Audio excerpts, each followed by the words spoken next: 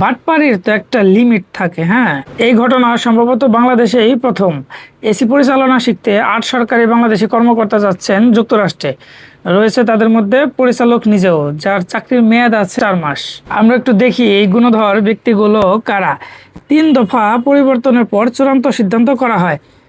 ৩ দফা পরিবর্তনের পরেও চূড়ান্ত সিদ্ধান্ত করা হয়েছে, তবুও এদের যেতেই হবে। কি করার জন্য? এসি পরিচালনা করার জন্য। এসি কিভাবে চালায়, কিভাবে বন্ধ করে, এটা শেখার জন্য তাদেরকে যেতে হবে। ৩ দফা পরিবর্তন করে ২,৩৮৮ কোটি টাকা থেকে ব্যয় বাড়িয়ে ৩,৪৪৩ কোটি টাকা ব্যয় নির্ধারণ করা হয়েছে। এখানেও ব্যাপারটা আইলাভি হয়ে গেল না?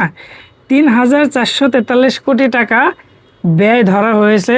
এই ৮ জন কর্মকর্তা যাবেন যুক্তরাষ্ট্রে কি করার জন্য? এসি কিভাবে চালায়, কিভাবে বন্ধ করে, এই জিনিসটা শেখার জন্য তারা যাবেন।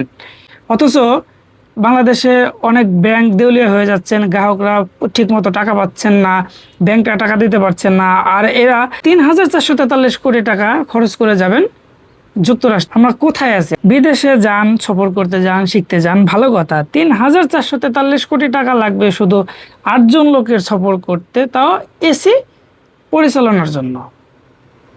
আমাদের কি বোকাচোদা ভাবেন? আমরা সবাই বোকাচোদা? এখনো সময় আছে, ভালো হয়ে যান। ভিডিওটা ভালো লাগলে শেয়ার করে দেবেন।